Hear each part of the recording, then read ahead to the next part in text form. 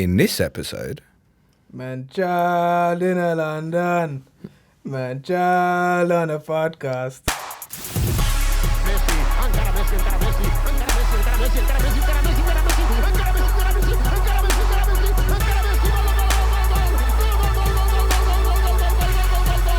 The Fantasy Football Show. Hello listeners, welcome to episode 51 of Planet FPL, the world where everything revolves around Fantasy Premier League. My name's Suj. my name's James. And we're going to be really light-hearted and happy and make the best of what is a awful situation right now. What's awful? I'm outside the top million. That's pretty bad. Yeah. Listen, we got 52 this week. That's how I'm looking at it. Yeah. We got 52. So we're back. This is Gameweek 30, a kind of review of Gameweek 30 and looking forward to Gameweek 31, which is the blank game week, first blank game week of the season, because you can't really count the last one, can you? There's only a couple of games missing in the last one. And it's been what can only be described as a horrid game week. I dropped the best part of 300,000 places to 1 million and something. At this point, I don't know. What do you say? I scored 26. And the only person I know who didn't score more than me is you. Really? I hadn't even looked in our FPL, Planet FPL correspondence mini league, but I'm pretty much at the bottom there now. And even Manchild took over this week. He has overtaken me. Yeah, what's the difference between you now? I don't know, to be honest. I hadn't checked. I shall confirm. I'm having a quick look. I think he's 8 points. 8 points, yeah. 8 points up on me. Nice. But he's done no chip planning whatsoever. So over the next few weeks, things could change quite a bit. Let's get into a review of Game Week 30. We'll look back at some of the games. There were quite a few interesting results and formation changes and players dropped and all sorts that have thrown injuries, not to mention that have thrown a few cats amongst some pigeons for people that have been planning for the blanks of 31 and 33. So you're 26. For the week, yeah, I've dropped to 105k. In a week? Wow. So I've dropped to 105k. 105k. I was going to say, wow, that's a bit of a drop. Yeah, I've had it bad. There was real disparities with the scores this week. So anyone who captained Sterling has fucking got, 16 points more than me, right? 42 just off Raheem. My FPL season essentially ended yesterday when Raul Jimenez scored for Wolves. I shot a goal anyway because fuck Chelsea. You say that, but when you say your season ended, how? Why? Well, from the perspective of being in a position where sort of I got into 25k sort of early January. Yeah. I'm thinking, suddenly reassessing targets from going, I want to beat my personal best of top 20k to thinking, can I do more here? Can I push for top 10k, top 5k? But that's probably gone now. So now I'm back to, if you'd have said to me, your position now would be just outside the top 100k with all chips intact at this stage, I'd have probably gone, yeah, all right. But it's a little bit disappointing from where I was. So it's back to, I'm not on target, but I've got to get back to my original target of trying to be in the top 20k. And still more than doable for you. Yeah. I don't know where I have dropped. I don't know how I've dropped so low. Because I've been trying. This is the frustrating thing. I've been making moves and I've been trying to engineer myself towards Game Week 31. And there hasn't been a game week where I've gone in and I thought my squad's bad. No, I thought my squad looked great this weekend. I've had highly owned players. Okay, not the right combination of. There's a couple that have snuck through the net, like your Jimenez's and what have you. And I ended up with 26 exactly like you did. And it was just the awful game week. There were a couple of gambles that I took that didn't pay off. The first was playing Wan-Bissaka ahead of Alonso. And whilst Wan-Bissaka did score more points than Alonso, because Alonso didn't play, I didn't see the Palace conceding 2 goals was not something I thought would happen.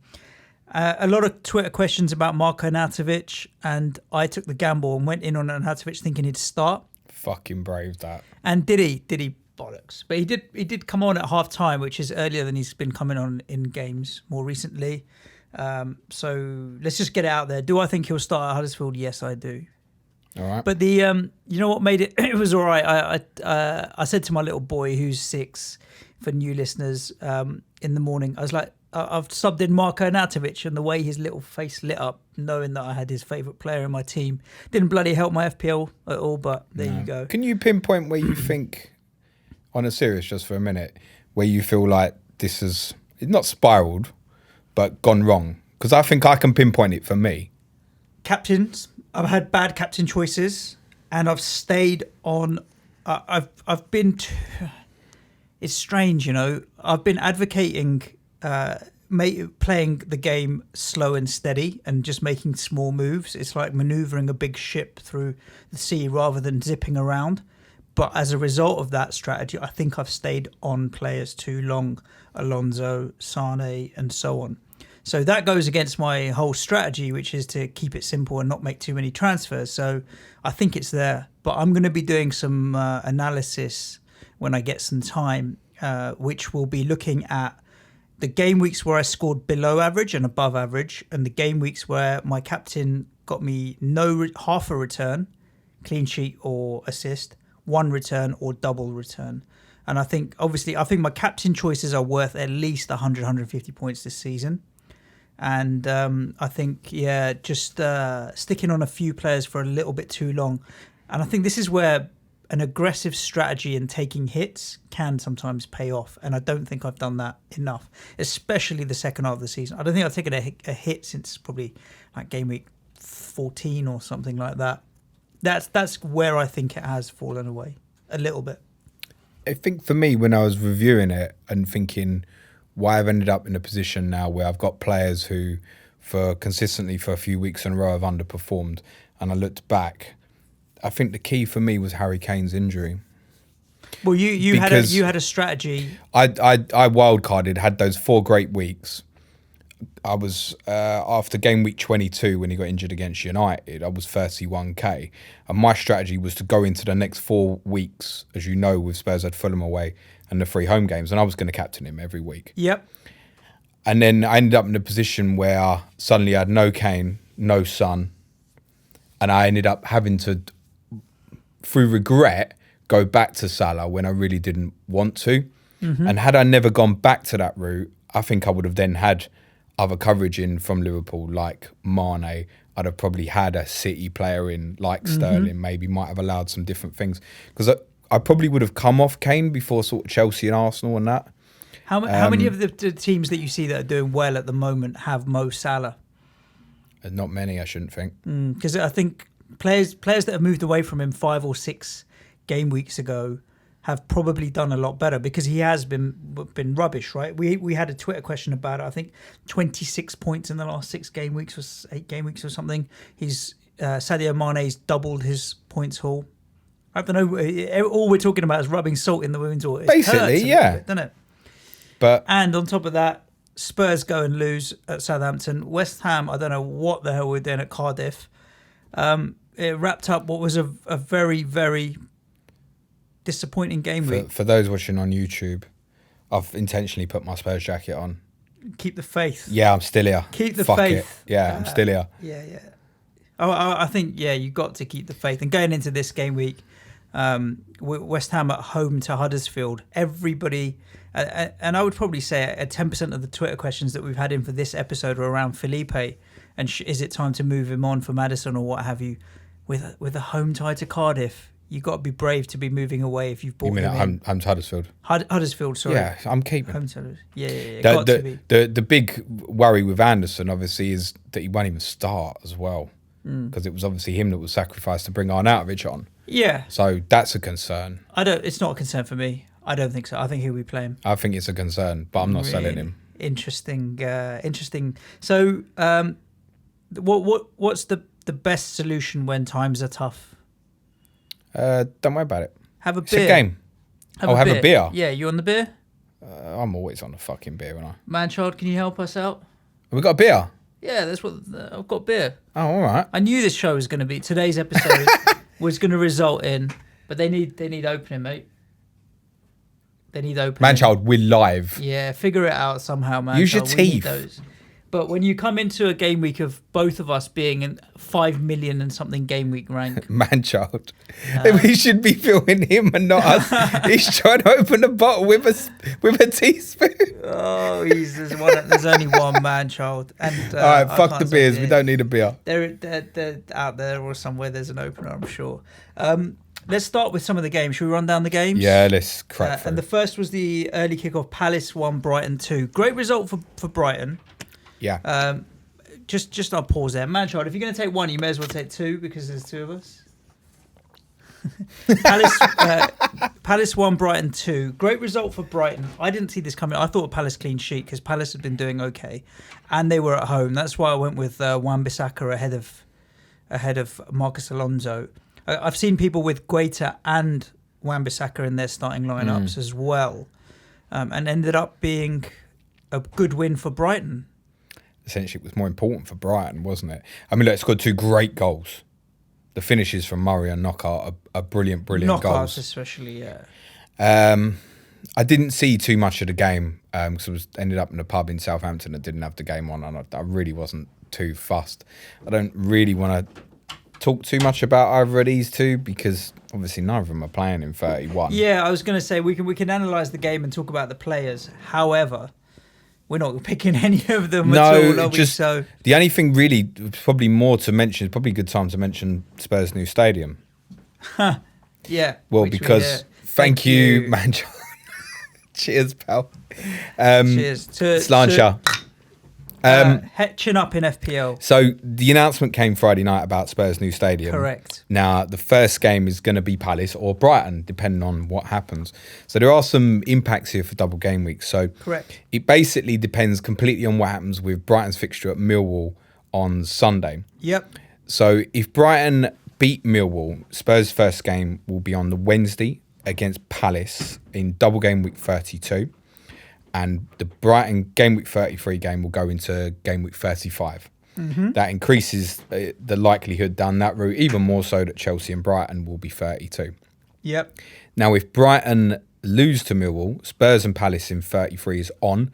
But that it will will just be the happen at first game Wembley. that opens the stadium. What the fuck is up with you, man, child? Has he cut himself? Like really bad? He's match. I was just gonna. We got He wants to plasters. know if we got a first aid kit. Not here, mate. There is in the office across. And actually, if Duhar's in there, he's first aid trained as well. This is a fucking farce. I'm talking serious, yeah. So Yeah. if Brighton lose to Millwall, Then then Brighton will be the next Brighton game. will be the first game, and what it means is Spurs and Palace will be in double game week 35. Yeah. Which But- we can then assume that Newcastle Palace will be in 32. Why would Spurs? Okay, so Brighton Palace. Whoever wins, the other will be your game. Basically. So it's all affected by Brighton's result with Millwall. Yeah. So obviously the likelihood is that Spurs and Palace will be 32, meaning Newcastle Palace is 35. Correct. And Spurs Brighton will be 35. Mm-hmm. What it means is it's guaranteed Spurs will have a double game week 35. It's what's guaranteed. Right. And you're looking forward to the new stadium, obviously. I can't wait. Hoorah. Wilf Zaha. Interested in Zaha post 33? What, for the doubles? No, I think I'd really... for the doubles, I'd just go safe Milivojevic, sitting there. Milivojevic. He's going to play both games. He's the one that you picked out last week as well when we were looking at your free hit team. He's also one Milivojevic. I've got our Stato FPL canal was looking at something for me. It was an idea I had. Was looking at bonus points for single point returns. Single returns. So assist. just looking at players' average bonus when they have one return in a game. Yeah. He hasn't done the full data on it for us yet, but he has tweeted me already. He said Milivojevic comes out incredible on it. Yeah. Like when he Oh, it scores, wouldn't he's getting surprise me two if, BPS at least. Yeah, it wouldn't surprise me if Eden Hazard's quite high on that list as well. He Probably seems to is. always pick up BPS when he's doing well. Suddenly hit top bonus after that yesterday from nowhere. Eden Hazard. So yeah, nothing really to say on Palace Brighton, to be honest. No. Cardiff 2, West Ham 0. Let's give Cardiff credit because they definitely deserve to win. They Better battered you, team. mate. But I think it's one of those where, again, you've got the clubs that are between 7th and 10th. And if you are on it, you can beat them because an away day at Cardiff, bit cold and windy. I just think West Ham didn't fancy it. And they should be getting right rollicking from Pellegrini this week, because it was unacceptable, really. We had a full strength team out, if you consider it full strength. Basically, we didn't have any kids or what have you. You may say that Arnie's more first choice than Chicharito, but bad day at the office. Now, Pellegrini made all of the subs early. I'm not reading anything into the next week's fixtures off the back of that, though, the lineup. But you think Anderson's going to get dropped? Just briefly on Cardiff, I think it was a massive win and they had to win. So obviously their next 4 fixtures are Chelsea at home, Man City away, Burnley away, Liverpool at home. They've still got to go to Old Trafford later on as well. So I still think they're fucked and they'll get relegated. But it was a great win. On your lot, they're putting a fight. They're putting a fight up. So my take on West Ham is what you've got, great. Ridiculously, the investment in them this week should be for the defensive. I can't look at anybody of the front, let's say front 4 ahead of Noble and Rice. Mm-hmm. I couldn't have any confidence in any of them starting. So if I was on my free hit, I think I'd go double or treble defensive West Ham against Huddersfield and just not bother, because I don't know the answers. I don't know, does Antonio come back in? Does Nasri come back in? Lanzini, he's probably going to start, but he's not returned as yet. Anderson is fucking bang out of form. Snodgrass. It's Snodgrass. Is it Chicharito or Anderson or Arnautovic? So I think I'd just stay away. I feel like Arnie is got to start again. I would think so. I agree with you, but it's a massive gamble, isn't it? It really is a gamble this week, and it was a gamble last week as well. But then he got 45 minutes. The only thing I can say, as honestly, and for those who are free hitting for this weekend, is probably more important. Your man, ex-West Ham United employee, who I'd said I got the cat out of the bag before the Fulham game that Arnautovic wasn't going to start. Mm-hmm. Obviously, with a 2:00 deadline and West Ham being at 3:00, there is half a chance. Take it with a pinch of salt and don't trust it, because I don't know the guy personally, but he seems pretty in the know that you will have a chance to know in that West Ham team. Yeah, I think his Twitter handle's ex-WHU employee. That's right, yeah. So do follow if you're on Twitter. But I have a lot of people asking me. I still think we'll end up with the same back 4, same goalkeeper, Rice and Noble. I still think it'll be very similar. Lanzini, Anderson, Snodgrass, and probably Arnautovic will start ahead of Chicharito. That's what I think. I think you're probably right, but it's a tough call. I don't think you could buy. I think free hit, if you've got the information right late, yeah, fine, do it. But I'm not looking. No. It's out of my thoughts on average. And plus, for me, like I said, I've got Anderson. I'm not selling for the sake of it. I've got Fabianski. I don't want to walk into game week 33, bearing in mind I'll free hit 32 with 3 West Ham players away to Chelsea. No. So I'm going Fabianski and Anderson. That's me done. You're not buying any more. I've got 3 at the moment in Fabianski, Anderson, and Arnautovic, but there you go. Is it a viable strategy for free hitters to go 3 West Ham defensive this weekend? Is that asking for a smack? It's asking for a smack. If you go Fabianski, Diop, Rice, there's no need for it. Home to Huddersfield. There's no need for it. I don't mind having Rice in there because he's more of a midfielder than a defender. So there's the opportunity for attacking returns. But I don't think it's the worst idea in the world. I think a lot of people will do that this weekend. Yeah, if they're free hitting, give it a bash. I think you look at it and go, best fixture, home to with respect, the poorest team in the league. Don't know at the moment which attacking players you can pick. I think those who are not going to trust waiting for possible news at quarter to 2 are going to go 3 West Ham defensive. I think a lot will. Yeah. Defensively, West Ham will let you down. And it will probably blow up in your face. Exactly. And our opponents on Saturday are Huddersfield. Let's swiftly move on to Huddersfield 0, Bournemouth 2. Yeah, so for Huddersfield, people getting involved, Jason Puncheon back amongst the squad. Yeah. I suggest for free hitters, he's a great one just to throw on the bench. Is there anyone in there that you could look at for the weekend? From Huddersfield, no. We've been playing well at home. I've been happy with our performances last few games, Fulham and Newcastle and what have you. So I don't think I would go anywhere near Huddersfield. Obviously, at the weekend, there's 10 teams you can pick from, but really there's 7. Mm-hmm. Take out Huddersfield, take out Fulham, and I'd take out Everton as well. Yeah. Oh, we'll get to them. So move on to Bournemouth. Well, Bournemouth winning 2-0, me with Brooks and King, and it's bloody Fraser and Wilson that pick up the goals and the assists. Did you buy both as well? No. I bought Brooks. Oh, you had King I before, had didn't King. you? I've had King for a while. I bought King when Wilson got injured originally a few weeks ago.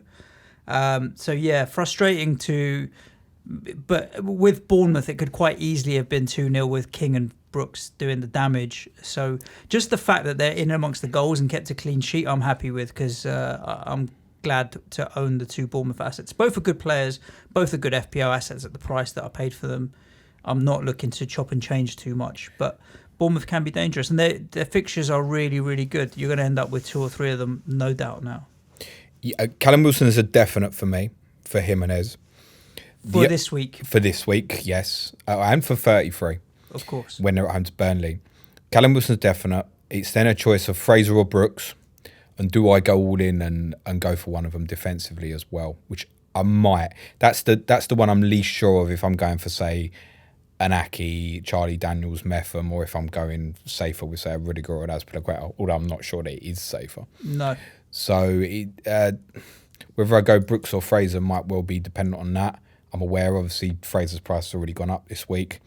Callum Wilson's, I'll probably make that move for Jimenez tonight and wait till the deadline for the other two, because I'm sure I'm going Callum Wilson. Yeah. Yeah, absolutely certain. Important on Bournemouth, obviously, Adam Smith, who said was probably the best defensive one to go to last week. He's injured and he's out for a few weeks. Yeah. And Charlie Daniels is 4.1. Cheapest Played chips. at the weekend, is an old FPL favourite of ours. He is indeed. And 100 point a season, man. I'd just be concerned that's not going to stay in. And also, particularly for those free hitting, I would avoid, because essentially you can have any team you want this weekend. You don't need to be fussy about it. Yeah. I think anybody who's struggling between sort of Daniels, Aki, you shouldn't be. Just go for Aki, I think. Aki's a good player. Klein didn't play, but obviously with Adam Smith's injury, I presume he will come back in. Rico could play instead of Daniels. I know he's not had a lot of minutes, but it would fuck you over.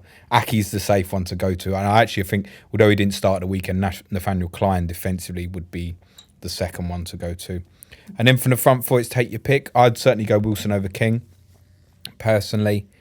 It might be budget dependent for me a little bit, Fraser, Brooks. The weekend and Wilson being back influences you want to go to Wilson, to Fraser. I think they're the best pairing, aren't they, for creating Apparently for so, each other. Yeah, I saw someone tweeted us, which we'll look at. I don't know how many goals Twitter. it is that they've both assisted and scored in, but it's the But it's a most lot. since the last pairing who got as many, believe it or not, was Anelka and Bergkamp.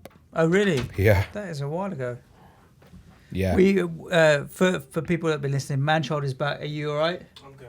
Have you actually really fucked up your swearing finger? Of all the fingers. Oh, Manchild. In the pursuit of getting us beer. Thanks, mate. Love you. Cheers. Yeah. But get a bottle Serves you opener right next for time. taking me over in the league. Are you going to beat him? I'm in the top 1 million. Yeah, you are. For those who can't hear that, Manchild just said, I'm in the top million. Yeah. Yeah. There we go. Let's move it on. Newcastle. Yes, Or not? perfect to go on to, because obviously Bournemouth play Newcastle this weekend. Okay, where do we start on how well and good Newcastle are playing and their results, or what do you do if you're an Everton fan? One of my best mates from uni was an Everton fan. He's not an FPL player. Let's but I do need to Newcastle switch him. first, because it kind of relates to Bournemouth as they're playing each other. Importantly for Newcastle, Fabian Schär has got the 2-game suspension. As predicted. Yeah. Yeah. So he'll miss 31 and There's first plenty that first bought him in game the of last 32. few weeks as well. Yeah, well, he's had good. Look, I wouldn't highest complain point if you towards have, the price. because you've had some good returns out of him. Actually, Yeah, in fairness, yeah, yeah. so it is what it is. Unless you can't you were complain too much. bandwagoning and picked him But up. also importantly as well, Jamal Lascelles got injured at the weekend, so double problem. Now, what it means in terms of how they'll reshuffle, obviously Lascelles is unconfirmed yet, but he's not been a quick healer when he has got injured the last couple of years. So from them going 5 at the back now, they're kind of left in a position where they've only got really Florian Lejeune, who's a good player at centre-half. Will they stay with a back 5? I think they'll probably change to a back 4, and that's really important for Bournemouth, because if you think how Newcastle with a 5 can keep a real tight defensive line. Yeah. I think because of injuries, they might be forced into maybe playing Dummett, possibly, as a left-sided Yeah, centre maybe they'll half, play possibly. a couple of defensive midfielders Manquillo instead. could play there, possibly. It's probably good news if you've been stuck on Yedlin for a while, because he'll probably play. But they might change back to a 4 at the back, Newcastle, and I think that's good news for Bournemouth if they do, particularly for Fraser. I think with them sitting with a back 5, it would have been difficult for Fraser to get in behind and get at Newcastle, whereas now you'd feel that more, and actually you'd feel about the areas for Brooks linking in behind are better as well. So it's good news for Bournemouth investment, I think, this weekend. I would agree with you there. I mean, Newcastle, Rondon returned again, and he was their biggest threat when they came to the London Stadium. He keeps returning. I think he fits into that bracket of players where you think, well, he can't. You look back at his record and you think he can't keep scoring. He can't keep returning, and he has been plugging away nicely. He's been playing their all right. talisman, and so there comes a point where you have to kind of, you know what, I need to get on this guy between now and the end of the season because he's been doing well. But you look at his historical record and it's not that good. So how long will the run continue? That's always been the question, and we get sucked into it a lot in FPL, right? Where you see players and they're doing well, but you don't jump on the bandwagon at the right time for whatever reason. Do you think Rondon is going to carry on his run of form? Newcastle's fixture's okay, right? Yeah. For a consistent while. run. So if you're out of the chips, I think they're a team you definitely can be looking at. I think for free hitters this weekend, the only choices really would be Rondon or Perez. Would be the only Perez two I'd did well recommend. as well. Perez has been doing really well. Well, yeah, 2 at the weekend, sitting in a differential team. Yep. Decent shout. As I said with Perez a couple of weeks ago, you'll blink and suddenly he's got 4 and 5. And if he scores at the weekend, that's what it is, I believe. It's like 4 and 5. I would favour, with the way Bournemouth defends, probably Rondon out of the 2 for free hitters this weekend if you want to go down that route. I think for those who are not free hitting and intend to do so in 32, Newcastle should be avoided, bearing in mind there's a good chance there will be no 33 fixture. I think that's important. Bit of unrest at Goodison. Well, I'm not sure what to make of it, really. They're at half-time sitting pretty, you'd think, okay, maybe they've got a good away win under their belts or what have you. Richarlison on the score sheet. And Sigurdsson's had an all right season, but they just, I don't know, is Pickford that bad? Is it down to a lot of Pickford mistakes? I think he's had an awful season. He has had a bad season because he's made a lot of mistakes, but that's the odd goal here or there. When a goalkeeper makes a mistake, it always inevitably ends in a goal. But I think Everton's problems are deeper than Jordan Pickford. He's conceded a few goals in a few key situations in games for sure, but then they've lost other games where he's played all right and they shouldn't have lost. I mean, it's not a good season from an Everton point of view when they've spent the money they have, new manager and all the expectation that comes with it. But then they're never going to get relegated. They're in that little middle of the table kind of They've space. possibly already got enough. And look, I mean, if across the other side of Stanley Park, Liverpool pick up the title, it's got to rub it in even more. Very difficult for Everton. I'm not looking at any Everton assets at all. No, I said I'd ruled them out for the weekend. And I don't know what. I think if you've still got Richarlison or Dean or Sigurdsson, then it's fine. You know, you obviously played them at the weekend. It's not an issue. But I don't think you're not going and buying them before Chelsea at home, and their form is so prolonged over a period of time now. Yes, they probably will pick themselves up a little bit for Chelsea, but I don't think you're invested in their players. And they're also, who are they going to play? Does Calvert-Lewin play again up front? Does Richarlison play through the riddle? Does Bernard play? Walcott? Sigurdsson? I mean, I've got options. We can agree it ain't going to be Cenk Tosun. No. And I think defensively, Pickford causes a lot of uncertainty for them. I think a couple of problems. One is Keane and Zuma are normally the main 2 centre-halves, and neither of them are brilliant footballers, as in technically receiving the ball and carrying the ball out. Neither of them are great for that. And he, as a goalkeeper, causes uncertainty for them. Being a goalkeeper at international level and European level is very, very different to the Premier League. You play continental football, you haven't got balls flying in like you've got against some of the teams in our league, and it is easier to defend. We were all kind of, when we played Sweden in the World Cup, I think we were a little bit worried because they'll go a bit more aerial in will he get tested. And Pickford played really well in the game, but at that level, you're not getting international teams really unless you're playing someone seriously inferior who's playing like that and swinging balls in from wide areas. And so he's not getting found out at that level. At our level, he's making mistakes. He should have got sent off when he brought Rondon down for the penalty. Yeah, rugby tackle. Yeah, it's a red card. We can see it. We've seen it with Burnley this season already. What a difference it makes having a keeper that the defence. And he should play for England. Tom Heaton. Yeah. If you listen to Chris Sutton on Radio 5, he reckons Angus Gunn is the one. He reckons Gunn is the best keeper in England at the moment. He couldn't even get into the Southampton team for a while. Weeks ago, I think once he gets in and firmly gets in, he'll keep McCarthy out. And he was good at the weekend, Angus Gunn. Yeah, sure. Very interesting to see. I think Heaton at the moment is probably in the hot seat, right? I hope Tom Heaton plays for England in the upcoming internationals. I think he deserves a shot. He's got to play at least one of the games, in my opinion. I would agree with you. But I think Southgate will be quite loyal to Pickford, unfortunately. Well, let's see. I mean, for Everton, if there's any Everton fans out there that have got any advice on any Everton assets, do it. But I just can't see anything. I can tell you now, our correspondent at Spirit Blues would have advice for everybody. Don't fucking bother. Seriously, don't bother. Brendan Rodgers revival at Leicester begins. What? Revival begins. It's only one win, pal. Yeah, well, he's got to start somewhere. Only a 3-1 win, the worst 2 goals for defensive Jamie side Vardy. in the league. But you'd take it. An assist for Harvey Barnes, an assist for Maddo. Those are the 3 key Leicester assets that people have been looking at. Barnes, Maddo, Vardy. Anybody that went in on Vardy. I've seen plenty of people with Jimenez, Vardy and Rondon as their front lines, and they've been banging in the points. Vardy, again, was our differential captain at the weekend. Vardy is like...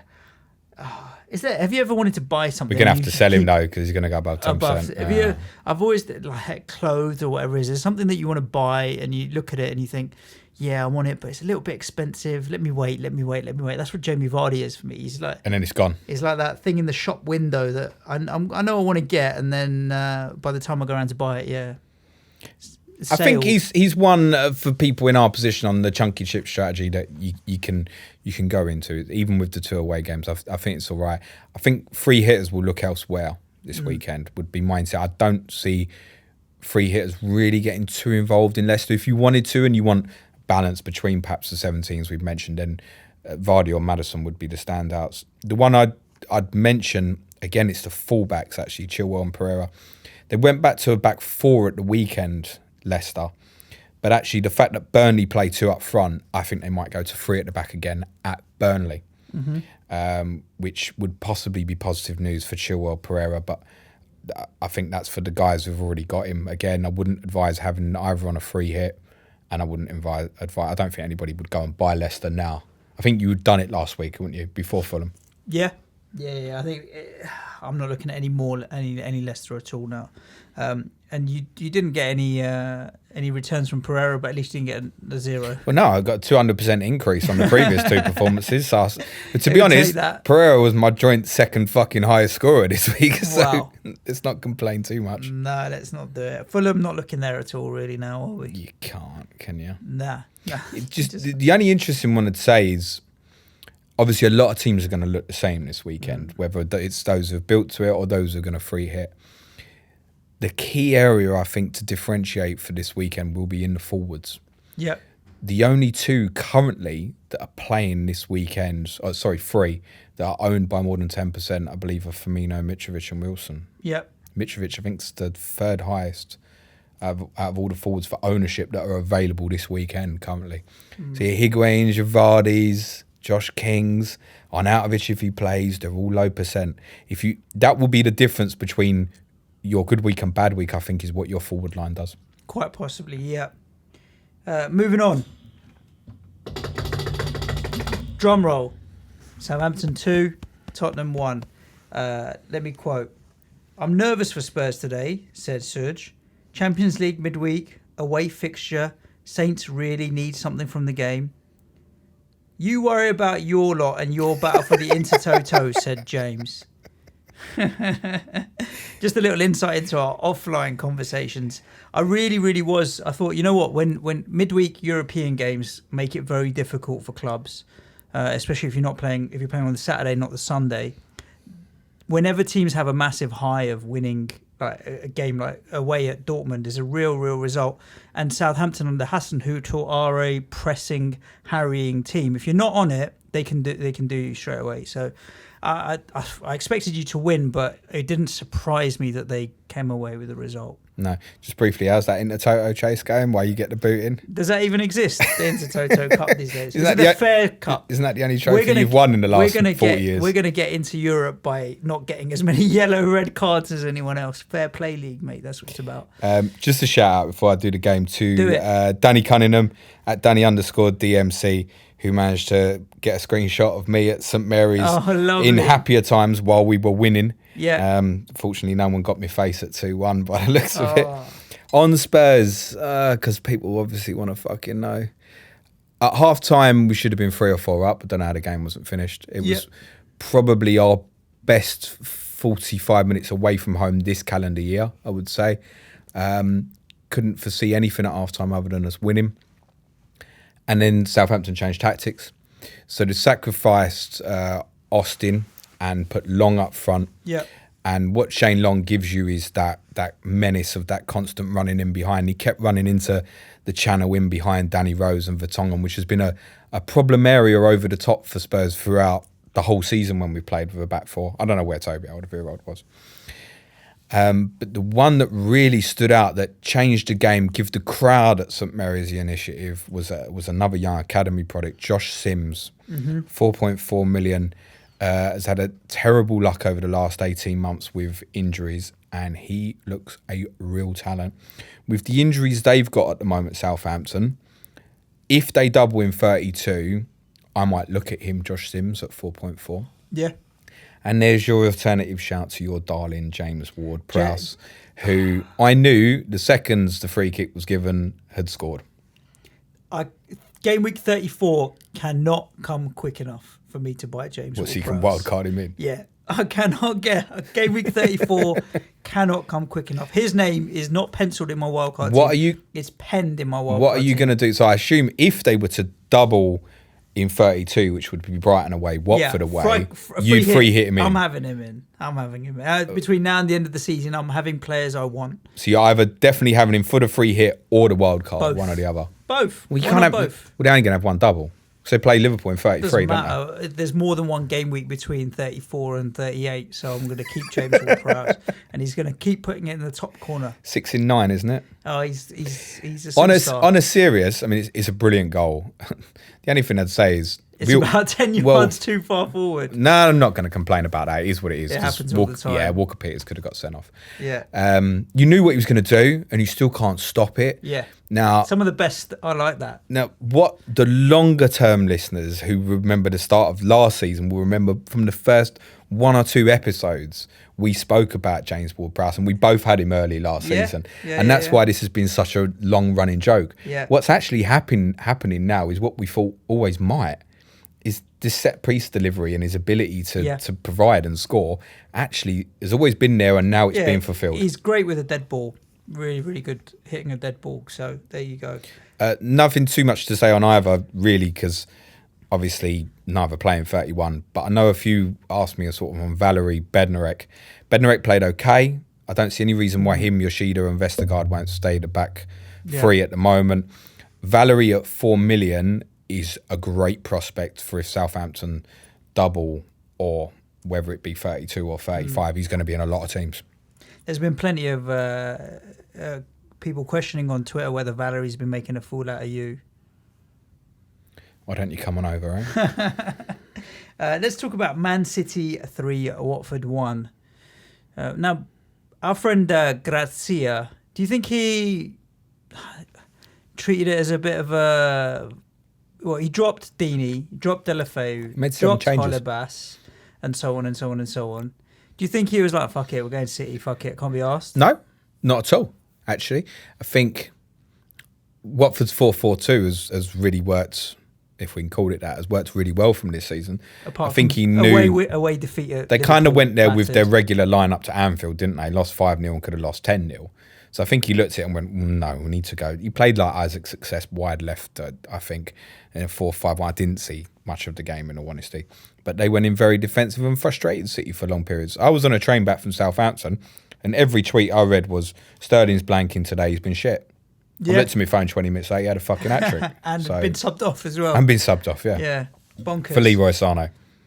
We'll talk about him in a minute. You sure you don't just want to get that out quick? Or? You don't think...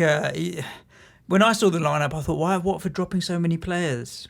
I think it was a tactical ploy to try and frustrate City. And they did well at for the first half-time, half, it's fair play. 0-0, and the first goal shouldn't have stood, should it? No, he was offside. And it but- changes everything. Like, for those who captain Sterling, like, really well done, absolutely. But that's changed the whole thing. Maybe if he doesn't score the first, he doesn't score the other two. You never know. So, there's a little bit of luck involved there. I'm sure City would have gone on and won anyway, and I'm sure Sterling probably would have had an impact on the game anyway. Yeah. But it certainly was... They got the rub of the green with that decision. Who are your eyes on from a City point of view for the free hit in 32? Anyone? Obviously some. Well, yeah. Raheem or Sergio or Both. all of them? Yeah, both. Let's have it all. At the moment, it would probably have to be those two and Edison and get Yeah. on with it, because they look like they're going to get the most minutes out of it. There's not enough trust in the David, Bernardo Silvas. If De Bruyne will be back, Well, you David can't Silva, go Bernardo Sane, Silva Mahrez, finished the game. Jesus. You There's can't no go De for him. Bruyne. Defensively, I don't know where you'd start. Like, you'd love to go even... Like, if you knew Zinchenko would play both games, he'd be all right, actually. But Willie, like, you got no idea Yeah, I of mean, knowing. Laporte was back on the bench. I think Delph was on the I bench. think with City, I just, particularly for the free hit week, and then I'll assess it again for the wild card, you just want to take the problem away. If Laporte's back, Laporte will play both games, but I don't know what his, Well, he was on his the status bench. is. Was he so sub at the He weekend? was a sub at the weekend. Oh, Delph right, was on so the he, bench as well. I mean, so if he's back for 32, then obviously assuming if they you'd double, think then so. yeah, I mean, it's he's positive. unlikely to play against Swansea in the Cup. You'd think that Pep, being Pep, would probably rest Laporte for that game and then bring him... Well, it back. doesn't matter, does it? It's internationals after the weekend, And isn't then he's it? got another gap. Yeah, maybe, sure. Well, we'll see. He's definitely got a couple of weeks now until the next a league game. So I think Laporte may be back, but he's a little bit more expensive than some of the others, and maybe you want to use your money moving forward. I think for me, Aguero and Sterling are pretty much must-haves for the free hit in 32 and 8 and other. They're definitely going to have a double, well, assuming they beat Swansea, but I'm going to put I think a bet on if that. I was to go for one, I'd go Aguero. A lot may depend on, obviously, the way it works out. I think City will play Cardiff. If they beat Swansea, I think they'll play Cardiff on the Thursday night, which means an FA Cup semi-final would likely be would have to be the Sunday. Yeah. The reason I think it will be the Thursday that City have to double in 32 is Wolves United's booked in for the Tuesday. If Brighton win in the Cup, then obviously Spurs Palace is going to be the Wednesday. Yeah. And Sky are going to want to show it, because Yeah. it's the first game in the new stadium. And they're not dropping City. Sky have picked up every City and Liverpool game up to game week 37, which hasn't been announced yet. So Sky are going to want City and Cardiff. So therefore, I think it goes on the Thursday night. Interesting. And then, if City have got United in the semi-final, for example, does he rest players against Cardiff? What's the balance there? It's a nightmare, isn't it? Very, very tricky at the moment. But what you'd hope is they have, say, Millwall in or something like that in the Cup semi on the Sunday, and then 5 days between Fulham and Cardiff, and you assume then he goes full strength twice. Yeah. Off you go. And let's move on to the Sunday games. Liverpool, straightforward, easy win for Liverpool. I mean, they did go down, but straightforward win. But to what extent? I mean, Klopp, I don't know what he's talking about when he's saying that Salah was their best player. I don't think he had his worst game ever, Mo Salah. Nah, he's just but sticking up for his player. He is pretty much gamesmanship at the end of the day. But Mo Salah has not been returning. And I don't know if post-game week 34, in fact, I already know post-game week 34, I'm not going to be keeping Mo Salah. No, It's gonna be neither will I. Harry Kane, Sergio Aguero for me. Those are the two that I'm going to build my team around. Them and James Ward-Prowse. Yeah, of course. Look, Salah on a different day gets 3 assists, right? Or a goal and 2 assists. Yeah, but that's the same for every Liverpool game. Yes, because they do but create the so many margins are chances. fine. Very, I very mean, thin. he forces the error, or not. He didn't force the error, but he forced obviously the tackle for Mane's goal. Yeah. And then Firmino's second goal, he should score himself or lay it off to Mane earlier. He Yeah. should have one or the other. And then you're looking at very different returns then possibly. I think in hindsight, that I had immediate captain return off Salah in the Palace game when I moved back to him. Yeah. But those of us who are stuck on him are the ones who've struggled recently, and there's no getting away from that. That said, again, I'm definitely not selling this weekend. Yes. And again, there's no doubt he's my captain. It's not in question. No doubt about it. I think I might captain Marko Arnautovic this weekend. Have a bit of fun with He's it. I'm outside the top. His three in effective that, I think, as ownership well. this week, Salah, is going to be bigger than any player on any week this season. Yeah. And with that in mind, you're taking a risk. I think the differentials, as I said, will be for the forward players this weekend. You can get the right ones for that. I think will be really important. Yeah. The Chelsea 1, Wolves 1 game was the one that had you jumping off your chair because obviously Chelsea dropped points. But seeing that and having Jimenez, Jota and Johnny on the bench has got to be painful. I think Wolves have probably punished you. It wasn't. The way the game was going, I prepared myself. I sent the tweet out and 3 minutes later they scored. I think Wolves have probably punished you more than any other team this season. Yeah. Wouldn't surprise me. And Yeah. me too, to be honest. I don't own any Wolves Good and players at bad. the moment, but Good and bad. Like with yeah. Doherty, I've always seemed to have the bad returns, Doherty and Johnny. We could have earmarked it, right? Second home game of the season when they beat us with a 93rd minute goal with Traore. You know that they're going to fucking give you slaps for the rest of the season when they get away with doing that.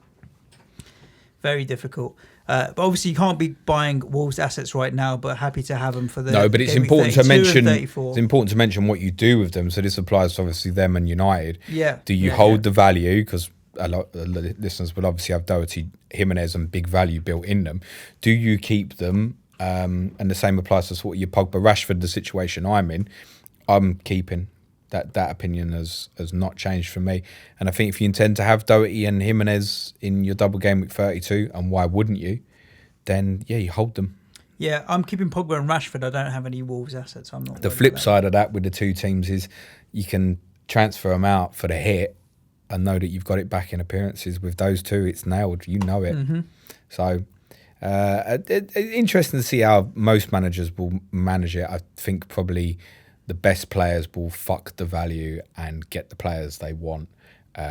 Whereas I feel I can't afford to lose the 1.1 million I'm up in Pogba, and to know that I definitely want him back, I've got to hold him, I think.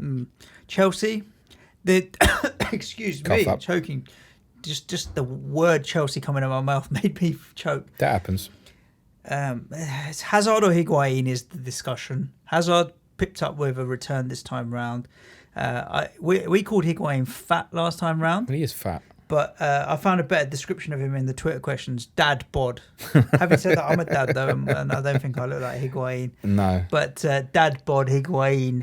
Higuain, meh. Hazard's still the threat. My move this week, we brushed over my ownership of Leroy Sané. I haven't subbed him out yet, but my move is ready and waiting to go. Leroy Sané to Eden Hazard is ready. I have the money. I've got the minerals. I'm happy to go. Eden Hazard is coming in ahead of Higuain. Interesting one. I think what free hitters do with Chelsea this week. I think most will go Hazard plus a defender. I think it's probably how most will go. Well, the one who's I think Higuain is still a good choice. He is a good choice. I'm not with the doubting way that. Everton defend. I think it's fine. Yeah. I'm with you, but if you're going to pick one or the other, I'm happy with Eden Hazard. The defensive problem hasn't really been helped at all by the selection kind of rotation, because Alonso obviously is dropped, but he was the most expensive, so people probably weren't looking at him anyway. Yeah. So it doesn't help that he's being rotated. But then Rudiger's there to be had, Christensen or Azpilicueta. What do you do? Because you still got Alonso, haven't you? Yeah, I've got to ride So it what out. do you do if he plays Thursday? It's a very good question. I have one free transfer this week, and I have 9 players playing at the moment. My move was Leroy Sané to Eden Hazard to get me to 10. I had no intention of taking hits this week to fix something like Alonso or any of the others. So my plan is still to stick it out and play him. But then injuries could dictate what happens. I'm happy to go into the week with 9. I'm definitely happy to go in with 10 players. 9, I probably will. So not you take wouldn't a be hit, tempted to... So who have you got from Wolves and United? I've only got Rashford, Pogba and Shaw from United. I have no one from Wolves. So you wouldn't be tempted to... I don't know at which point you pick these players up. I think well, most of them Rashford quite and Pogba, early. cheap. Yeah. Shaw hasn't gone up in value, so. So would you not be tempted to take the -4 to take Shaw out, knowing he's not going to play 31, 33? No, I'm mildly tempted. But Shaw's the only one because I I haven't think got you any value in should. him. Yeah. If you haven't got the value and you've got, like, say with me, Hotter, I haven't got the value in Jimenez that others have got, and Hotter and Johnny, I'm up 0.1 on all of them. They're going. It's not enough. They're going. I'm selling the 3 of them for the hit. So. Yeah. But then it creates a bit of a dilemma. Shall I go from Sane to Hazard, or Sane to Mane, and then I've still got a couple of million to turn Shaw into only a got better 2 Liverpool? player? Good point. No, I've got 3. No, You won't be doing that then. I have. Yeah, I've got Trent. It's kind of What the fuck's going on with Trent? that's a key FPL rule. That so Yeah, I you wasn't can only have thinking 3 about players from Trent. one team, mate. I've only had Trent for a week. I forgot I had him, but I heard a rumour that he may be injured. Trent. Ben Dinnery has said will be assessed because obviously they play Bayern Munich Wednesday. Yeah. So there's a good clue in there that it will be assessed ahead of that, and the expectation is he'll probably travel. Okay. So just muscle stiffness apparently at the end of the game, so they didn't take a chance. I think the Chelsea lineup that they went into the game with is probably maybe defensively a bit to be looked at, but probably their strongest lineup in terms of Jorginho, Kovacic, and Conte, and then Pedro, Hazard, and Higuain. I think that's the team that's going to be starting most for games. free hitters. I'd pay real. If I was on a free hit, I would not pick any Chelsea player that starts in Kiev on Thursday. So if David Luiz starts on Thursday with Christensen, which is a possibility, I would not get David Luiz in a free hit. I would go Rudiger, or Azpilicueta, I'd go to safe route. Yeah. And the same vice versa. If Rudiger plays Thursday with Christensen, I think, fine, you can go David Luiz. There might be clues in Pedro Willian that might tempt you. Pedro's an interesting one. We say it all the time. It's old fucking ground. Move on. What are we doing? And let's move on to the last game. I didn't see this coming. Gooners 2, United 0. Why didn't you see it coming? I just thought United would put up a bit more of a fight and at least score. But Arsenal defensively are rubbish. That's why. Look, United had key chances, particularly at 1-0 with the couple of chances Lukaku had, Fred hitting the post. But Arsenal Emery picked a very brave team. Yeah, I was really surprised to see only one defensive midfielder. And obviously, once you're in front, that's exactly what Arsenal needed with that lineup was to be able to sit behind the ball and leave the front three, as Spurs have often done with sort of Ali, Son, Kane, as we tried to do again the weekend, and leave the 3 of them against, say, the 4 at the back for United and then go and attack them. And they played well. I thought Ramsey was very disciplined in the game, played well. Maitland-Niles at right back, excellent. The thing with Arsenal, and this is important for obviously the doubles coming up further down the line, particularly if they progress in Europe, you don't know how they're going to line up. You don't really know, do you? No, I mean, most games that they've had against the top 6, or even when they played us, they started with 2. And I understand sometimes when they do 2 defensive midfield players, they've got 4 at the back, not 5 at the back. But to go into this with 3 and then only 1 in Xhaka meant that Ramsey had to play a more kind of disciplined role and give him some kind of support and an outlet. But Xhaka almost was keeping one eye on Pogba and kind of trying to man-mark him out of the game, I thought.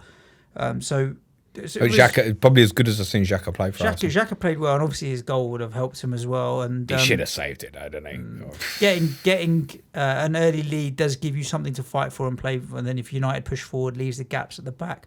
I mean, there is a big difference to the current United lineup and the one that Ole Gunnar first put out in terms of missing Lingard and Martial and their pace. Martial came on late. I just think we'll see. I don't know if we'll see Lukaku. I thought he played well, Lukaku. Yeah. I mean, a different day he scores 2 or 3. But it's more about the style of play that he forces. And if they had, but he looks a lot stuff, fitter, and he has a different dimension in terms of his hold. I mean, he's so strong. He looks stronger again now. Before he just looked like 3-4 months ago, just looked like a tank that couldn't really move and couldn't control the ball. Pogba played one ball to him, and his first touch was the old Lukaku. I thought, that's lively. But then, to be honest, rather than play Dallo, I thought he should have gone inside and shot. It's not a disaster for United. Was that the first league game they've lost since Solskjaer took over? Yeah, and they'd won 9 away on the bounce or something like that beforehand. So not bad, but I didn't see it coming. United have got a difficult run April. I think Gary Neville highlighted the possible scenario where they could play City 4 times in a month, couldn't they? Yeah, obviously, they draw each other in Europe and the Champions League and the league game. That would be incredible. Yeah, it would be something to behold. Yeah, bring it on. That'd be great. Yeah. They could do without it, though. They could do with a good Champions League draw. I know. That's not good for your mind or your body having to play Man City 4 times in a month. No, I'm and absolutely certain of that. losing 4 times as well. I mean, just They psychologically. probably wouldn't. No, because but it's the derby, very, isn't it? Very difficult to take. United's, I think, yeah. If you're like me and you're in the serious value Pogba, Rashford, it's hold for 32. Arsenal, it's just going to be the single 32. Newcastle at home. So you're not looking at either at the moment, are you? You can't. No. The only team I want to come back and talk about just very briefly is Burnley. Yes. We didn't really touch on them from the Liverpool game. No, we didn't enough. And obviously they play Leicester at the weekend, and it's a decent fixture. And I think they've got a load of assets who are viable. Well priced. Any of the back four from sort of Barnsley at 4. I think it's 4.2, Taylor's 4.4, Tarkowski 4.7, me 4.6, the goalkeeper. McNeil, I thought was better yesterday, certainly better than when I saw him at Newcastle when he struggled after he played really well against Spurs. Better, put some good balls in. Getting in the minutes, though. Yeah, Barnes, as I say, every week I'd go over Wood. If you're happy to put Puncheon on the bench as bench fodder, Dwight McNeil's just as good an option. Well, he's Puncheon. perfect because the one with the free hit is, and there's no excuse not to have players on your bench who are playing this weekend, whether that be Boric, Puncheon, Bardsley at Burnley. Like, seriously, don't go for the 3.9s at Cardiff and shit like that. We're not going to play. There's better options. Do have that on the bench just in case. But I think when you're picking those players, you don't then want to be left in the indecisive decision of, oh, who am I going to pick at this free hit? Like, pick 3 shit ones. Seriously. Pick Bardsley at Burnley, McNeil at Burnley, if you don't intend to play them. You don't want to be in a position where suddenly you've got Brooks, Fraser, Mane, Salah, Hazard, and you go, oh, fuck, which one am I leaving out, for example? I mean, you can play 5 in midfield, obviously, but don't then have 3 amazing forwards as well. You still got to leave one out, and you know the one you leave out, like Wolves syndrome for me, isn't it? They'll do the business. Indeed. So we'll move on to some Twitter questions in just a second. Anything else to add in terms of strategy? Chip strategy's not really changed. I think both of us are on the chunky chip strategy, which is to build a team for 31 and 32, free hit and 31, 33, free hit and 32. We're so far in now that I can't change my chip strategy now. Like, I'm not going to hit a wild card before 31 or play my chips in any way that's different. And I do feel a little bit restricted in what I can do as a result of my chip strategy being set, having had 3 back-to-back toilet game weeks. And I don't know what to do about it. But like you said when we were talking a little bit earlier, it still may be a difficult game week this week, but then hopefully it will start to take a turn for the better. I drafted what my free hit team would be as it stands now. 431. Would you like to hear it? I think you should. Manchard's got a show with his fingers and not the one that he's unfortunately injured. How long have we been recording for, mate? 1 hour. Great. We got loads of time. Yeah, 5. fine. There we go. I would go, there's 2 ways of doing this, right? And I think it depends what kind of player you are on the free hit 31. So you can go all in, which is for example, you're not going to have players from Chelsea and Everton. You would just have Chelsea players, for example. Or you can have balance, think, I want one from everyone. I think with the fixtures, you go all in, I think. So I would go 3 Liverpool players. I'd go Robertson, Salah, Mane. Yeah. 3 Chelsea, Higuain, Hazard, David Luiz, subject to the team on Thursday night. Soon change that. I'd go 2 defensive West Ham, Fabianski, Rice, and I'd go Wilson and King and Fraser. That's a strong team. That would, if I had to free hit right now, that would be my 11. I wouldn't find fault in that. I may find room for Jamie Vardy potentially. Yeah, it's all affordable. Yeah, or even so Maddison. That's me missing Burnley and Leicester out. So I think it's the hardest one to call of the weekend. So it's the one I've chosen to stay away from. Yeah, I think I fancy Jamie Vardy for the weekend. So I'd probably maybe not go with Sadio Mane. We'd see, yeah. But I think that's a very good starting point. So essentially that team's 3 Liverpool, 3 Chelsea, 3 Bournemouth, 2 West Ham. Yeah, so your coverage is from 4 teams and that's that. And I think when you go for a free hit, that's probably a good way to look at it. Just go go all in. fucking go for it. Otherwise, That's the whole point. what was your differential? I think that's different to the free hitting in the doubles 32, where you are going to want bits, and you inevitably Well, you're going to have some players that play against each So other. you think, right? We don't even know what the doubles are in 32. Let's be honest. We can have a So good idea. We're getting closer to figuring it out, but we don't know for sure yet, do we? So. Yeah, there we go. Just a quick shout out to a few people, including FPL Matt and at Sixth Goal, who chucked some more dollars towards my marathon appeal. I'm running the marathon in now 7 weeks, mate. 7 Good luck. weeks. Knocked out another 20 something kilometers. You need to stop knocking things out, man. I'm telling you. Yeah, fair play. I'll change my. I ran 20 something kilometers at the weekend. I did feel like giving up about 12 kilometers in because I just couldn't be arsed, to be honest. But then every pound that at Sixth Goal Stephen Toomey had sponsored me was weighing heavily on my conscience, and I was like, that guy sponsored you all the way from America. You're a running bitch. So I kept running. And I tell you what, when I do get the donations through, it does keep me motivated. The link will be circulating on Twitter, and we'll tweet it again. And there's only 7 weeks to go until the marathon. And you know that I'll obviously be donating, all jokes aside. Correct. As you said on last week's pod, when you did your bet with FPL Matt, the Chiati kid. He did. You did. I heard, and I listened back, I heard you say that I would be donating my points total from Gameweek 30, so you can expect £26. Whatever people do, they do. There's really no pressure at all, but just a couple of quid here or there all goes a long way to helping the hospice. Now, before we get into Twitter questions, Go on. I am this close, and for YouTube watchers, you'll know, but for everyone else, my fingers are about the size of James. That's way penis, too about big. 2 inches Yeah. away from ordering a Deadpool morph suit, and I'll be running the marathon way. as Deadpool. I'm really. I don't know that. That's brilliant. I've just decided on the weekend, so there are a few. Well, no. You didn't. You haven't just decided. You didn't just wake up in bed and go, "I'm going to run the fucking marathon like Deadpool." I've always wanted to run the marathon in fancy dress, and I've never done it. And I only got my place 5-6 weeks ago, so I had 100 days to run it. I haven't had enough time to train to the extent that I'm going to get a time that I'm going to be like, let me get as quick as I can. Let me just go around and have a bit of fun and raise some money for charity. Are you going to now's use the time to all the up. donations that's come in to pay someone else to run for you? No, because the money goes straight to the charity, mate. So there are a couple of obstacles and variables along the way. One, the suit has to arrive, and I have to go for a run in the suit to actually check that I can fucking run in Some the suit. serious chafing. And it doesn't kill me. Yeah. But there's so I'm ordering it. It's a morph suit, so with the swords and everything. I'm thinking of running as Deadpool. So if that makes you feel like giving me more money for the marathon, You then wanker. But I will be recording. We'll record an episode where I'll be sitting here in my Deadpool suit at some point, without a doubt. So there you go. Great. Yeah. No, brilliant. Some of the you told me some of the funds are coming are mental. People are like, taking the piss. yeah, mate, I'll thank tell you. Seriously. Why don't you tell everybody what else they can do to cheer up two lads who only scored 26 points at the weekend, and both our teams got beaten.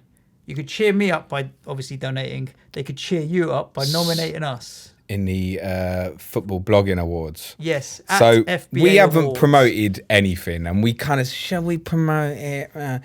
No. So we weren't going to, and then I saw a tweet 8 hours ago from our Arsenal correspondent at 35 who sent a tweet out, and it just said, "I'm voting for a Planet FPL pod in at the FBA's for #best fantasy football creator." Cheers, Adam. And since then, I have some thank yous to give out to at Wizonce99, at Dobrich Milan, at FPL Agent Bielsa, at FPL Greek Sweden, at FPL_Bailey, at FPL Fantasist, at FSCHEN_82. Christian. That's our guy at FPL_Potter, at FPL_Terrier, at Benjamin Miller, at Enstone07, at NJ Per. Thank you very much for your kind tweets out nominating us for #best fantasy football creator. We haven't asked for it, but the people have spoken. Thank you. Yeah, I mean, even if we win or don't win, just people nominating us off the back of And nothing. that's how you very, rattle through very shout outs in 1 appreciated. minute rather than 10 minutes. I really need if people do want to nominate us, They go on Twitter and find out. I don't know why best fantasy football creator, Because we talk about fantasy football, you idiot. best football personality or something, Yeah, which would obviously be nominate us for man-child, whatever obviously. you want. But yeah, fantasy football creators would be amazing. The blogs are there. If you're active on Twitter, you'll find it. Otherwise, it's the Football Blogging Awards. We'll tweet the link out. Appreciated, because we won't fucking win anyways, so No. your vote's going to waste, but thanks. There's even more reason, like, you might as well vote for someone who's got a chance of winning, but thanks. Nah, we have a chance, James. Do we? Our army is strong. Let's do some Twitter cues. I'm going to throw my phone away. So let's just put it out there to everybody that's asked West Ham questions. Do you want to just... the questions are, is Arnie a fraud and is Anderson a fraud? Can we just answer that? Yes, but you can't sell them.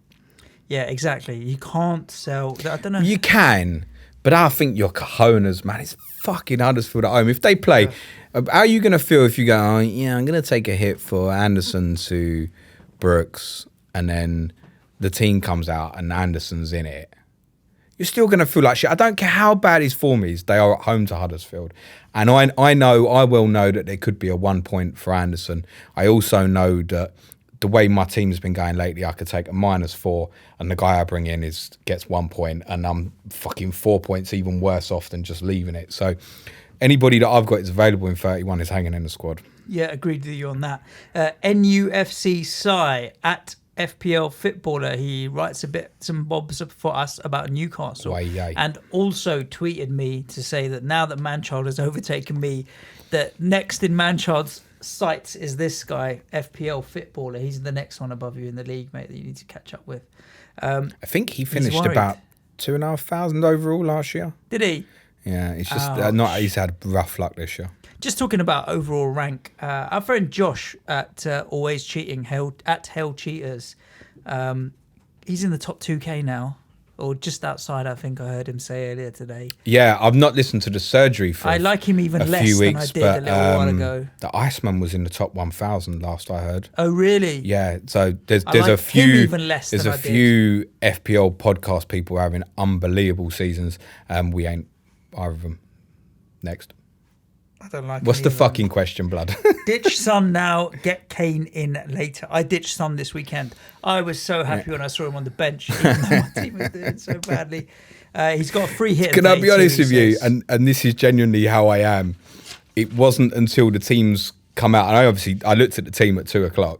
Mm-hmm. I was such in mode of going to the game and stuff. It was only my mate said to me, like, as the teams were coming out, Son's still in your fantasy team. I didn't even give it a fucking second thought, to be honest. Yeah. I'm holding, and the reason I'm holding, I do want to sell, but I probably can't get to Hazard, and I've already got 3 Liverpool, so it rules out Mane. So I'm probably holding because A, I'm not really in a position to do that, and B, there's a 40% chance, I would say, that Spurs will play in game week 33. Mm-hmm. And you're going to want it. So I'm keeping Son. If I get in a position where I keep Son, then suddenly Anderson's on my bench in game week 33 without me having to make a transfer away to Chelsea. Yeah. And then I can bring one more in and leave out one of the back 5 or something. So I'm going to hold. But obviously, if Brighton beat Millwall, then I'm selling him for someone in game week 33, aren't I? Yep. It was Kevin Jeffries at Kevin with no E in the Kevin, Jeffries, J-F-F, who was talking about the bromance between Fraser and Wilson. I reckon if I was a winger, you a striker, our bromance would be just as good as theirs, to be honest. Me putting it on a plate for you into the top corner. Anyway, that left side looks magic this year when they both play. Number 1 for goal connections is Wilson from Fraser. Number 2, Fraser from Wilson. Yeah, it's mad. Really, really interesting stat. And on that note, Ola Echo 1 wants to know Wilson, Vardy or Higuain. Plenty of people in that dilemma that can afford all 3. Higuain's the most expensive, followed by Vardy. And Wilson's record this season's really good. He's going to get some offers this summer. Well, I've got Higuain, and I'm saying I'm going Wilson over Vardy. So I think with the fixture, I think Callum Wilson is probably the best shout. Their Bournemouth fixtures are looking so good. Newcastle, it can go either way, right? I mean, if they turn up like they played at your place, then Bournemouth will win 2 or 3-0. Easy. But if they dig in and fight like they did at Molineux a few weeks ago, then it's going to be an awkward afternoon for Bournemouth. Yep. So it can go either way. I think personally, Lascelles and Shah, if Lascelles is going to be out, are going to be big misses for Newcastle. Big misses. Shashank Patole, as a question really for you as a Jimenez owner, but obviously in general, right? Jimenez has got to stay in our teams regardless of the fixtures ahead, right? Well, he hasn't got to stay in mind because I've only bought him recently. Yeah. But for those who bought at 5.5, yeah, you've got to get You him. cannot lose that guy at the moment. And I think he's talking about more about having Jimenez in the 11 rather than the 15. But when Jimenez when Wolves have got a game, Yeah, you've got to play him. it was easier for me to leave him out because I knew that coming off Wolves, it was always from game week 30. I got Jimenez in for 2 games against Huddersfield and Cardiff. Yeah. So when I made the transfer, it was always in my mind that he wasn't going to play for me against Chelsea. And all right, it's come back, it's hit, and he's probably a bit silly because he's returned in all the big games this year. But I also looked at it that it was conflicting because I've got David Luiz at the back. So that's the route I take. It was wrong. Shit happens. He's going to start next season 7.5, 8 million, isn't he?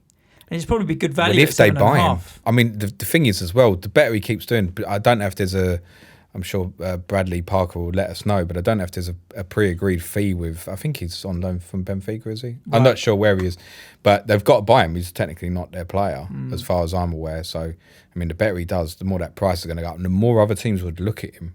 For sure. I mean, he would actually be ideal for Chelsea. Yeah. This is coming in from FPL_bully.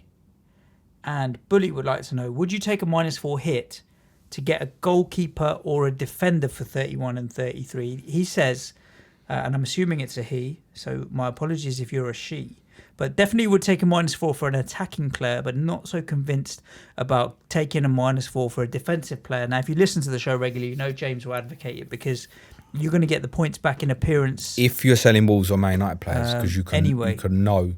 And I think if you're City players as well, you take the chance. Obviously, if City beat Swansea in the Cup, they're not playing 33 either.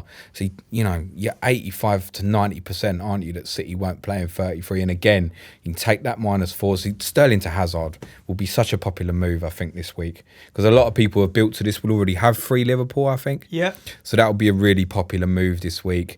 Aguero to Higuain or Vardy. I think, unless you've got massive value, definitely take the chance to take the hits on these guys. Say like Spurs, like I said, relying on Brighton to win at Millwall. And judging by the teams Brighton have picked in the cup in past rounds, there's no guarantee they're going to go and win there, even if Millwall are 21st in the Championship or whatever they are. City, whatever team they'll put out, they should win. So I think hits to come off Wolves, United, definitely. City and a couple of others is fine. You should take a hit to get rid of Luke Shaw. I really believe that. I will. You should. Craig Shotter at Shotter Avaladze. Have we cut our nose off to spite our face with this game week 31-33 chunky chip strategy? Hindsight is a bitch. # is what he says. No, it's just. Think you're still happy it's with just it? a case of having the wrong ones. So, I mean, 5 of the attackers, midfield and forwards from the team of the week, Yeah. were game week 31 players. Perez, Vardy, Mane, Fraser. It was someone else, I forget Wilson. who, but I don't think it was actually. It might have been. I don't know. But yeah, so it was just a case of having the wrong ones. That's why I had Higuain the week before. So it's the Salah one that's cost me. I'm not alone. It's happened. That's it. No. This one's coming in from our regular big geezer Ron Weasley. We didn't ask his last question. It was We something fucking dodgy about dogs or something. But Ron, you made it on this time. What's up, lads? Ron Weasley's question of the day. What a phenomenal comeback from Manchester United in Paris last week. It really made the hairs stand up. Did it? But what's the greatest hairline comeback of all time? Is it Wayne Rooney, Antonio Conte, Dimitar Berbatov, or Slaven Bilic? It's no question for me. It won't be me. Antonio Conte, mate. You think? I'd still His go. was I'd go fucking- Rooney. Really? Yeah. Nah, I think Conte's was really... Because Conte had like long, wispy hair all around it. Rooney always kept his head quite short. So it wasn't as like obvious that he had this random bald patch. in Yeah, the no, it middle. was. Yeah. It was, but not as much as Conte's, in my opinion. Conte's was a bit more messed up. So I think Conte. For me, it's Antonio Conte. Rooney, every yeah, time. I didn't realise Berbatov had crazy. Nah, bullshit. I think I probably stopped looking once he left us. I don't know where What he a got player. there. Oh, Dimitar Berbatov was class. Yeah. Let's have another question. We've got a question about Adam Smith getting injured has robbed someone of a full 11 for next game week. And they're going to take a -4. 4.9 million defender. Shoot. Declan Rice? What, to pick one in? Yeah. So you can't have Aki if you're 4.9. Yes, Rice is Declan not a Rice. bad shout. The only thing is, like, if you plan this way, like, I don't want to walk into 33. Declan Rice is the obvious one for me to put in instead of Johnny, right? Yeah. But I ain't going to. I ain't walking into 33 with Rice and Fabianski, mate, away to Chelsea. The fuck that. No. So I think probably Nathaniel Klein. At DLC, Dave Leclerc and Tom Ed 90 both are debating whether or not it's worth taking a hit to replace Anderson with Maddison or Fraser. We spoke about this, but taking a hit seems insane at this point. It's not to a lot of people, though. People just gamble and go, no. I mean, the one thing you would say with that, if you take the example of, say, Fraser, I think especially, you look at it and go, okay, might not work out this week, but if you're having it for 33 as well, and you've got Fraser's fixtured out and you've no intention of playing Anderson away at Chelsea, then, yeah, I can understand it. I think he's the real one, Anderson, who is available 31, and I can see why people will make that move and take that hit. I think it's okay. And it's still fucking Huddersfield at home this week. Yep. FPL Guy 12, FPL Stars says, question for Suj. Surely Arnie is a starter versus Huddersfield at the weekend after that shit show against Cardiff. Yes. Yeah, we think Simple so. as that. FPL Koki Rocks on Twitter. If James was Poch, then this show would be much better. But anyway, if James was Poch, how would he solve Spurs' recent poor run of form? Is it simply a matter of fatigue?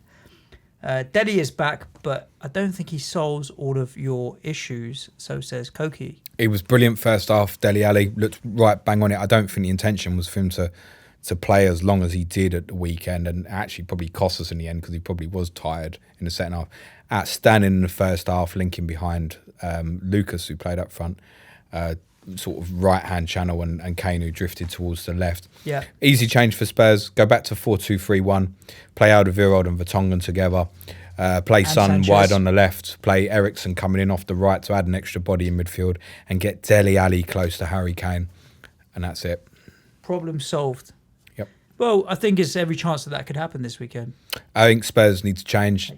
I mean, look, we don't play for 3 weeks and our next game's Liverpool. Fucking shite. He's still counting minutes. Why don't we ever look at our phones to see how long we've got left? Because what's the point? He's got to earn his money somehow. It's fucking rude when I'm answering a question. He ain't even listening. 1:06. YouTube can see that. 1 hour 16. And he's talking to Manchild and I'm talking about Spurs. Yeah, which is why I'm talking to Manchild, because Fuck I have no you. interest in your Spurs, mate. 4-2-3-1, I fix a lot of problems. Paul Duthie, he had a question for me because he saw that I was an Alonso owner. I don't know about you, Suj, but after Alonso didn't start today, I'm ditching him for 31 and 33 for a hit. Too much money tied up, which I can use elsewhere. And even if he starts, he doesn't carry the same threat as before. What are you doing? Well, I can't disagree with your logic there at all, really. I mean, he hasn't been No, I playing, think if he and plays he's not- Thursday, is another one falls in that Definitely. category. It's okay. And at that point, then, like, I have no intention of keeping him long term. So maybe this is the point where I'll just take hits, do it, short out, Alonso out. At this point, I'm in for a penny, in for a pound. I fucking just do a Yeah. Jake out of the dive and take a -80 this week just for my free hit. I'm on it. I don't think I could even do a -80 this week.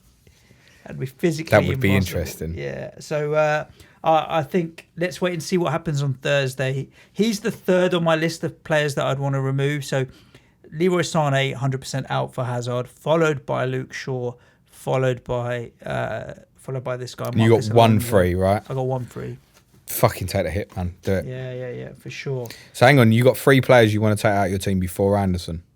No. Yeah. Just checking. Carry on. Yeah. Felipe. What a state. Even FPL Fan 4 is asking a -4 to take out players like Anderson. shit, this guy. I don't think there's ever been a single game week Anderson's caused a lot of grief. anyone has been hated on. But as much on a as serious, I Felipe don't Anderson. regret the transfer. Yeah, me neither. I've got him Me in neither. for Fulham at home, Newcastle at home, Cardiff away, West Ham at home is what I got. Huddersfield at home Yeah. is what I've got him in for. I'm like fuck all, We like won nothing. 2 of them and lost. He hasn't one, even but- in any of the games. He hasn't looked like scoring or creating at any point in I any of think those in 3 the- games. Prior to this weekend, he's had like 1 shot on target or 2 shots on target. He played well against Newcastle, for instance. Did he? Did. I think. I he think did. you went pissed, mate. No. He was all right, but just not as much of an attacking threat. What's your views on Jan Valery? Because Aaron, who is Bloomovitz on Twitter, wants to know what your views on Valery. And the way he's phrased the question is simple. Valery is the new Doherty. It's a new Wan-Bissaka, possibly. Yeah. It's probably more like it. Best 4 million player in the game at the moment. If Southampton do double win 32, go him over Bednarek. I said a few weeks ago I thought Bednarek was the safer choice, and he is the safer choice. But hold on, this guy's just scored against Man United and Spurs on consecutive weeks. Perlers. It wasn't a perler on Saturday. No, the one against United and getting was. forward in attacking positions, not to the extent of a Doherty. But yes, Valery will be in a lot of teams for when Southampton double. A lot. We had a few questions coming in about the Gooners. And I don't know what at Wizonce99, I don't know, I can't pronounce the old Twitter handle. Thoughts on having Arsenal players in FPL with seemingly easy fixture schedule coming up till the end of the season? Well, It's just always which they're away in one? the We clear talk about now. it every week. Which one? From 33, Arsenal No. worth looking at. Lacazette? Well, Assist again at don't the even weekend. look till 33, so it's regardless. One might Probably tear don't. their Achilles and then Yeah, solve the possibly don't problem even for look us. till 34, maybe when Yeah. if At Morpheus Fire was asking the same. A question for a little later on. Arsenal's recent run of form. Arsenal should. I said it a couple of weeks ago. Arsenal should finish top 4 now with the fixtures, but they've got 5 away games left, and they've won 1 away game since the end of November. So every game Arsenal have left looks very, very winnable. Yeah. From here, they should really finish 3rd. Yeah, I couldn't agree with you more. I think on the fixtures they should be But overtaking. will you. they? Well, we did have a Europa Twitter League might have a question, big impact on and the that 2 of them as is well. the question that we'll probably end on, which is coming in from Jonathan McGrath at Jonathan M1616. So, are Spurs going to finish ahead of Arsenal? I don't really care as long as Spurs finish 3rd or 4th. I mean that seriously. It don't mean fuck all to me if Arsenal finish 3rd and Spurs finish 4th. If you're offering me that now, I'll take it. Really? Yeah, no problem. It's going to be a very What, tough run. would I rather Spurs finish 5th and Arsenal finish 6th? Is that going to make me feel better? No. I want Spurs to finish in the top 4. You I want don't your really Champions give League football a at your fuck big, about them. shiny new bowl for next season. If Arsenal was degraded to a point where they're going to fucking celebrate finishing 3rd and above us, and we both end up with the same prize at the end, then great. I think they get an extra couple of million prize money, but Is you it? know, I think it's $1 million per Neither of place us in are the going to league. fucking spend it anyway. No. On a serious, for next season's Premier League, Arsenal and Spurs finishing 3rd and 4th would be the best thing for the league. Because it'll cripple Chelsea. No, but Chelsea in terms of squad and young players like Hudson-Odoi, I think they are. We spoke last week about the transfer ban, didn't we? Yeah. They're going to try and get it suspended so they can spend in the summer. Now, if they can spend in the summer, they'll spend a shitload. United will spend a shitload if they don't qualify for the Champions League. It doesn't look like Spurs or Arsenal are going to spend a lot either way. No. So in terms of competitive and trying to keep their best players, yeah, that probably would be the best thing for the league. Onwards and upwards we go to game week 31. Yeah. All the other Twitter questions. Who gives a are fuck either anymore? Felipe Anderson or Bournemouth or Chelsea or people crying. Yeah, so just to repeat, our free hit team for this weekend would be Rico in goal. Yeah. Back four of Just checking you're listening. Callum Chambers, To the 20% of people that are still listening. Kurt Zuma. Yeah, all them. Mounier up front. Someone's going to do it just for the crack to see if they Oh, can someone will finish triple it. captain Mounier so they can be a fucking hero or something. Yeah, Yeah, absolutely. for sure. Guys, thank you so much Triple for captain, listening. by the way, obviously his form is, it was this game week last year, Salah, wasn't it? Yeah. I think his form, nobody's thinking that. are No, they? definitely not. I do think, though, one thing probably we kind of covered. Still Salah captain for me this week. I'm captaining Salah as well this week. Maybe Arnautovic, but I'll see. I think if you've got him, you should still captain him. Mohamed Salah. Yeah, and that's it. Wrapped. Another wrap. Thanks for listening to the show. Do share it with your FPL playing friends, family, anyone else you know that is interested in the game. We hope that some of the stuff we've talked about kind of helps you formulate your own thoughts. We do always say manage your own team as best you can. Been a tough few weeks, but there's only 9 game weeks till the end of the season. Chin up, keep working away.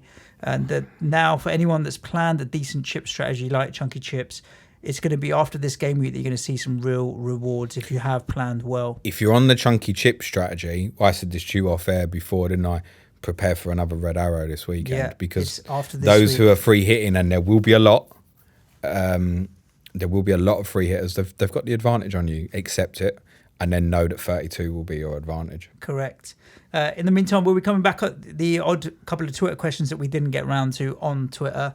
If you've got any kind of questions or wanted to engage with us, it's at Planet FPL Pod on Twitter or at Suj and Shah. I'll only log in once a week. And we do appreciate it. Find the FBA awards and nominate us if you feel fit or what have you. Other than that, ciao for now. Good luck, everyone. Cue music, man, child, and sort your fucking plaster out as well.